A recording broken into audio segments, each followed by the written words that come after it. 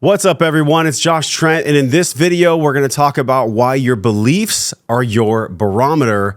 It's AMA number 699. I can't even believe that. One before 700. I believe this is the number one thing that you get to focus on in 2025 so that you can actually be and become the version of you know is possible. Check this out.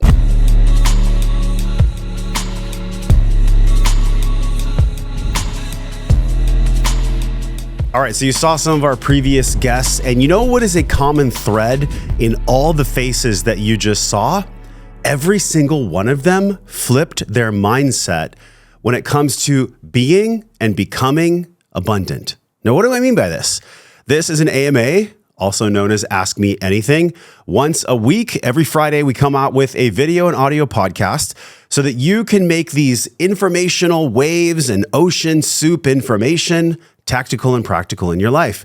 Our superpower at Wellness and Wisdom is to take information and knowledge and data and all this stuff and distill it down into practical wisdom you can use right now in your life every day to live your life liberated. Today, we're going to talk about the number one mindset shift that you must do in 2025 to live your life liberated, to live your life well, to be free. Now, this one shift that I'm going to mention to you is an analogy of a plane. Imagine you were a pilot and you were flying a plane. You have a degree setting on your plane. It's called a barometer. Essentially, it tells you your altitude, your environment. It's essentially the lens that the plane flies through. Now, what happens if that barometer has a glass ceiling? Glass ceilings are sometimes conscious or unconscious. And one man that I interviewed twice on the podcast, his name is Gay Hendricks. He wrote a book called The Big Leap. And in The Big Leap, he talks about how people have to go through their glass ceiling in order to achieve a new barometer. But why is this important? Why is it important that we have a barometer in our life in the first place? Well, it's because if our lens of altitude and environment is straight ahead, moving towards the goal, moving towards the target that we know is possible for ourselves, then let's be honest. If that lens is altered, if that barometer is clouded by our wounds, if that barometer is clouded by our beliefs, then there's nothing we can do to try to become greater. If there's an unconscious block that is stuck in our barometer setting on our plane, we could be wanting to go to Tokyo and we'd end up in Australia. This is why it's so important.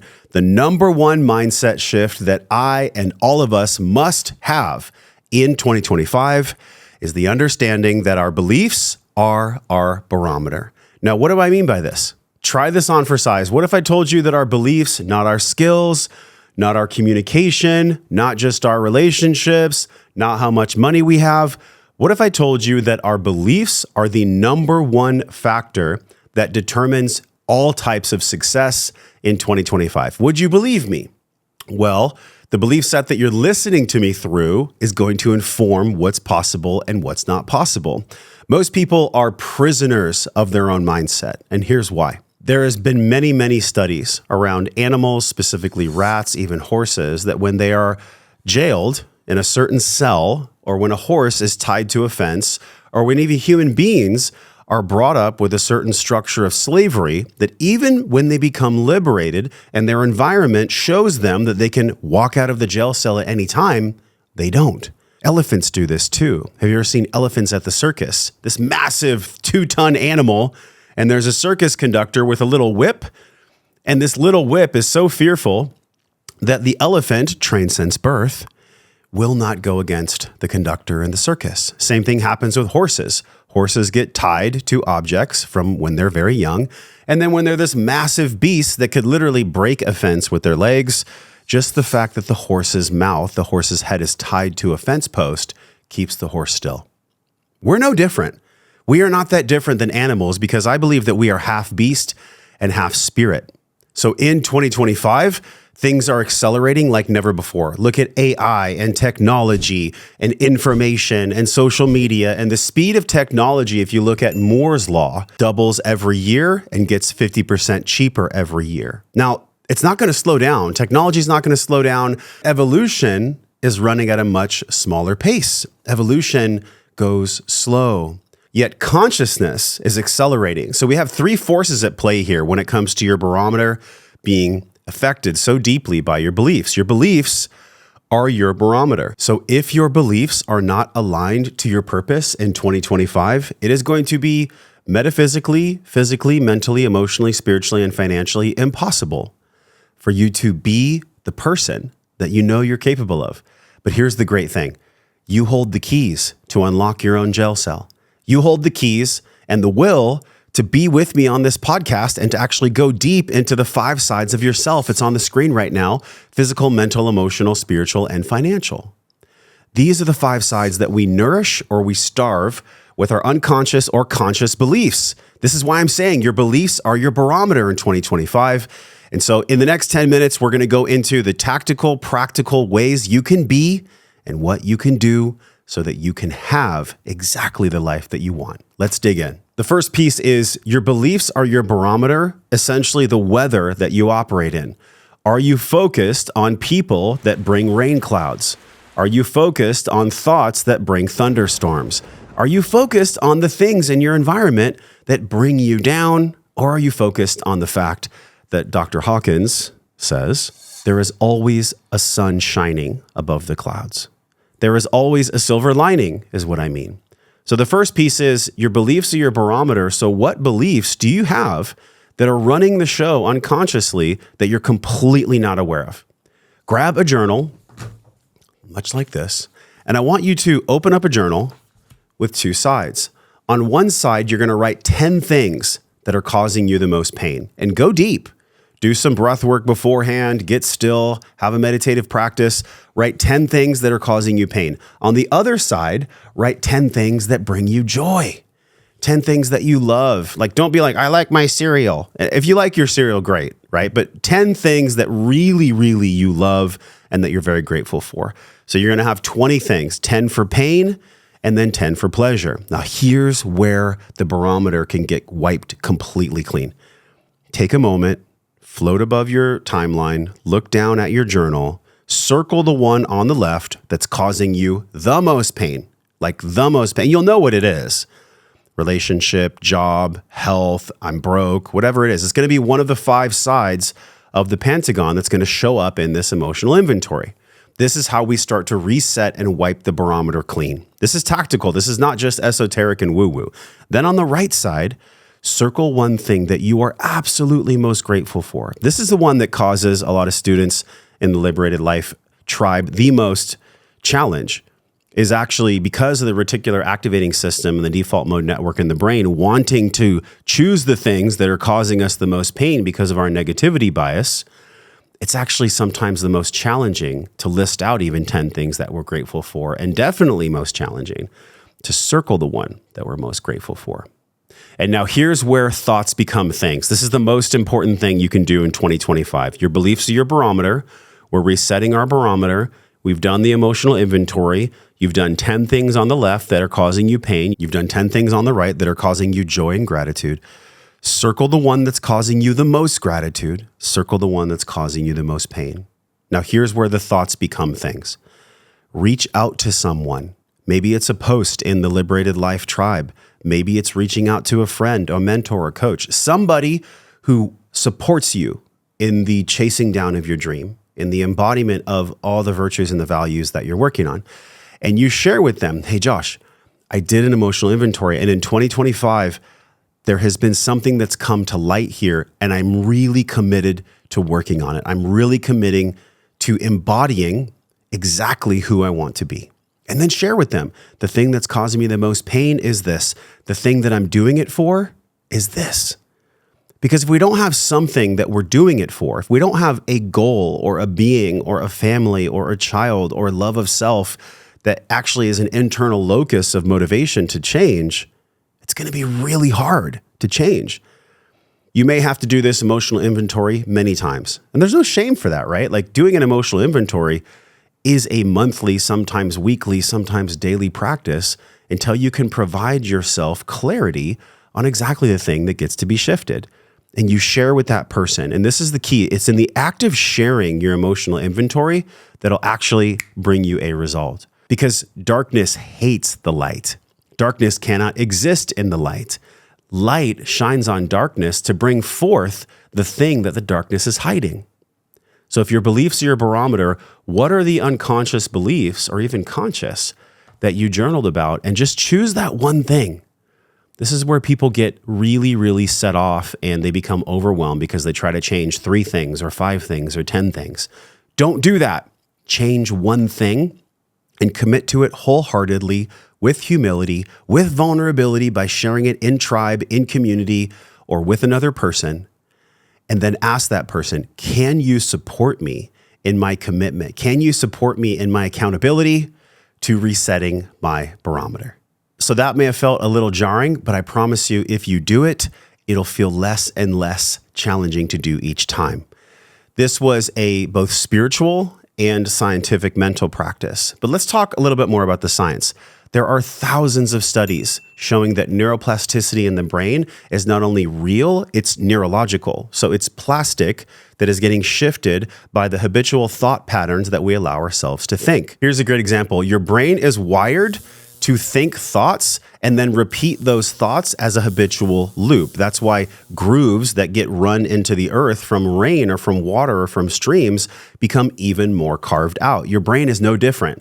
The thoughts that you think could essentially be water, and the tapestry of your brain is the earth. So the more that you allow yourself to think thoughts that are negative, to think thoughts that are harmful to self or others, the more those are going to get grooved in. But here's the paradox. The more that you consciously seek out the evidence that you're safe, that you're supported, that you have all the resources coming to you, you have all the network, all the community, all the money, all the love from self and others, the more you are actually tricking or training your brain to seek out the neuroplastic pathways where that abundance can actually come in.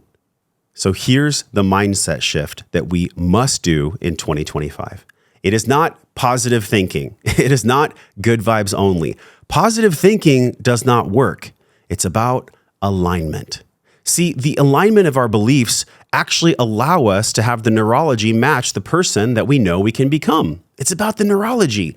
So when it comes to a mindset shift, we first and foremost have to approach the beliefs and the neurology behind the fact of why that belief is there in the first place. Now, there's many episodes that we'll link in the show notes today, joshtrent.com/699.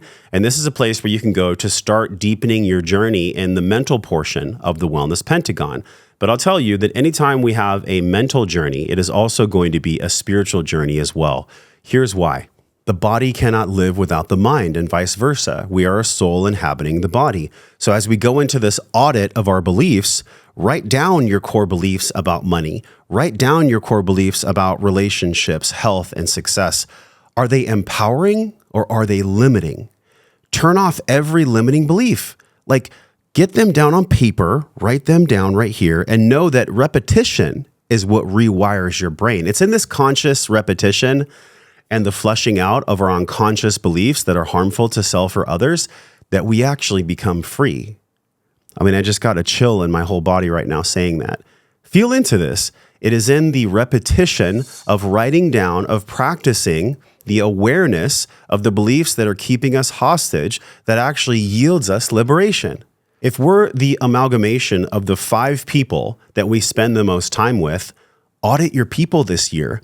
Audit your people. Do I enjoy hanging out with my 5 closest contacts, my family and my friends? Liberation is not always easy because a lot of these relationships that we formed, they actually created this network or this spider web to keep us stuck, but we don't even know that we don't know we're doing it. In other words, it's unconscious incompetence. So after you've done as many emotional inventories on your journal as needed, go deeper into an audit. Audit your finances. What are the habitual spending patterns that you're doing that are sabotaging your results? Audit your physical self. Are you training? Are you doing the cold plunge? Are you moving? Are you just simply going for a walk? Are you strength training? Are you doing yoga? What are the things that are blocking your physical self from being a river and turning your physical self into a dam of stuck energy? Audit your emotional self. Where do I know that when I do my inventory, I am blocked emotionally, right? Emotion is energy in motion. It's very simple, yet we make it really complicated just by doing the audit of the physical, of the financial, of the emotional, and then 2 more of the spiritual. The spiritual is a big one because anytime I am cut off from the connection to my creator, I don't have any kind of practice of stillness. I don't have any kind of practice of checking into my creator, the thing that created me. Many of us call this creator God. Some call it Allah. Some call it universe. Whatever word you want to use is fine. Have a connection practice, whether it's 5 minutes of breath work. You can find that at joshtrent.com/M21. That's a free guide I'm giving to you to use in 2025. It is in this conscious connection to our creator, that which created us, that we actually have a fuel source that's never ending, right? Bob Proctor says you take from abundance, abundance is still there. But when you take from abundance, you have to know how to even speak to abundance, which is our creator.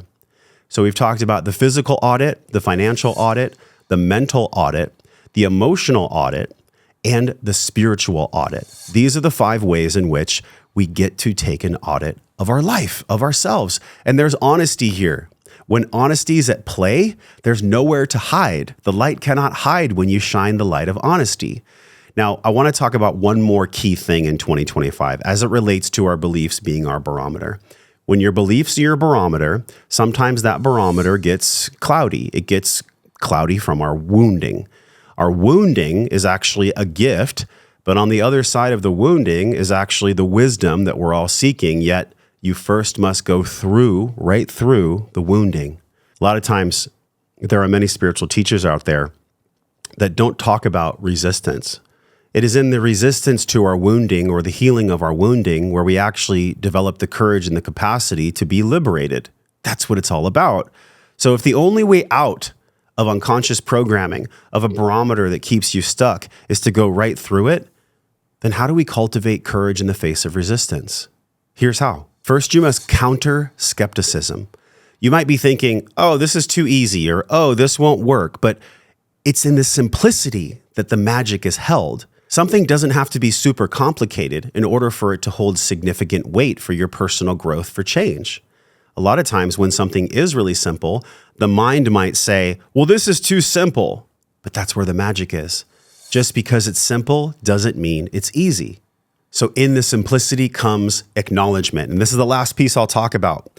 Acknowledging the fear of change, turning to the fear and actually asking it what it's here to teach you for, is where everything shifts. People always ask, what is the difference between successful people and people that don't acknowledge their success, or for people that don't fulfill their potential? It's this one thing. It's the acknowledgement of fear.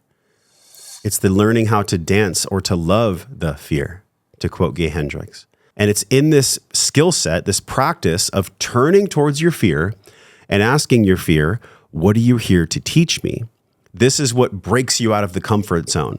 If you stay in the comfort zone, you're going to miss out on what's possible this year. If you lean into the fear, if you learn how to dance with the fear, by doing all the practices we've talked about today, especially if you just do one thing, the journaling, the emotional inventory, and the outreach to a trusted friend, and the asking for accountability, your life's going to change. I promise you, your life's going to change. It has for me. Why should you even listen to me? In 2015, I was overweight, I had chronic sinusitis, I was $80,000 in debt, and in the span of 6 months, I broke up with a woman I thought I was going to be with, I got fired from a, quote, safe corporate job, and I put my mom in a mental home. That's where I started this podcast from. My environment was completely not conducive to me starting a podcast. There is never a perfect time for you to start. And actually, the only perfect time for you to start is now. It's when you're becoming aligned. It's the alignment of the beliefs that shape the fabric and really the lens of your barometer. This is so key. This is so big. If I can just share with you one more thing, your beliefs shape your reality. Align them, and 2025 won't just be another year. It'll be your year. This is your year. This is your life. This is the place where everything can change. Do you feel it? Do you feel it in your heart? Do you feel it in your soul? This is where everything changes because you say so. So, write me, podcast@wellnessandwisdom.com. Tell me your dreams. Tell me your alignment. Tell me the beliefs that are blocking your barometer that you're committed to letting go of. I'll share with you my beliefs. My beliefs are, as I expand, there's a story, there's a belief that it's become conscious, it was unconscious, and the belief in me said, how are you going to crack 1 million in 2025? How are you going to hold the community? How are you going to hold your family? How are you going to hold your business? And you know what my belief is now that I'm gathering evidence, that I'm being vulnerable with my men's groups, that I'm even sharing with you right now? You know exactly how I'm fortifying the new belief? I'm fortifying the new belief by sharing it with you. I'm fortifying the new belief by sharing, by holding up the lantern. Because when I shine a lantern on my stuff and I shine it on yours too. That's what a true leader is. Leaders hold lanterns. Leaders hold lanterns. So write in the comments below, what belief is holding you back? What belief are you committed to letting go of in 2025? And this is the key.